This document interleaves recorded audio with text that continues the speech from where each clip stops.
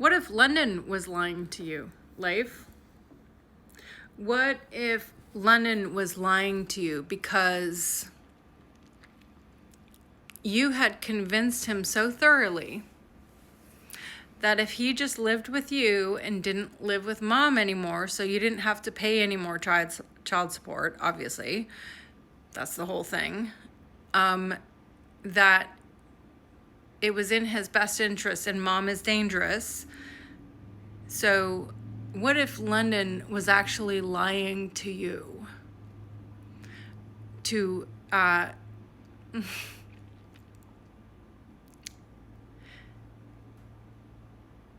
if he was open about these lies, then his whole house of cards would come tumbling down too, and he has to carefully keep it all together.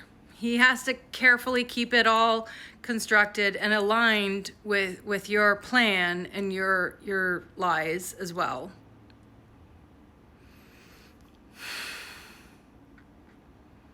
And him actually talking about the truth, about what actually happened, what he was actually coached to believe and to investigate and report back about. And the conversations you had with him about how I was so horrible and so hateful and so awful.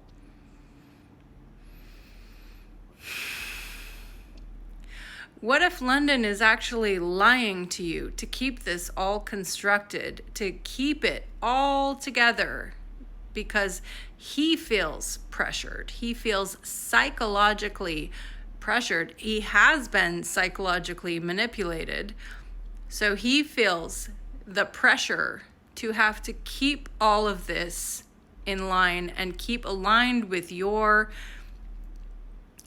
narrative, and mom is bad, so therefore I'm terrified of mom, so therefore anything I say good about mom will expose the lies, and anything I say that shows that I've been putting this on to go along with this whole thing will expose the lies, and I'll look bad.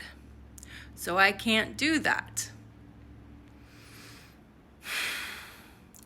London told me about your plan. He told me about your plan, and you told me about your plan to take them away from me back in 2022.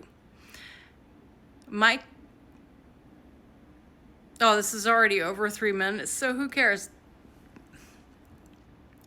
My car broke down. Was it 2022? Yeah.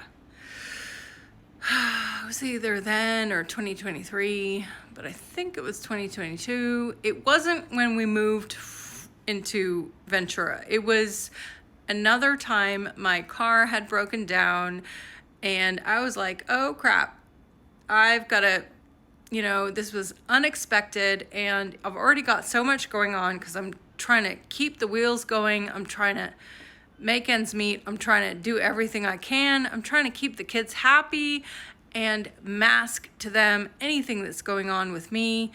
I'm just doing my thing, being a good mom, making dinners, taking them to school, taking them out to eat, doing our thing, like going out on the weekends, going roller skating, whatever it is, going out to the beach, yada yada. So my car breaks down. I couldn't believe this. I called you to, as a courtesy, let you know, hey, I'm gonna somehow work this out. I just wanted you to know that my car had broken down and I can't start my car. It was a Sunday and I was supposed to pick up the kids on Monday from school, but I let you know, I said, hey, just so you know, I'm going to do my best to work this out, but I'd appreciate a bit of flexibility because I have a car emergency. So as a single mom, when that happens, it's sort of like you would expect a little bit of flexibility, help, and understanding and that sort of thing from the co-parent, like who's a healthy, you know, co-parent, right? But no, I got a mouthful of verbal diarrhea from you about I'm a piece of trash, and I believe there was also, don't ever ask for me for help again in this way, and I'll spit in your face if you try to ask for help from me, and I hate you. You also said something like roast in hell or something, a bunch of really fucking awful, nasty, negative, horrible things to me. And then you also told me, and I'm gonna take the kids' phones away from them so that you can't talk to them. And then you also went on to talk about how you're gonna try to take the kids away from me. You're a bad mom.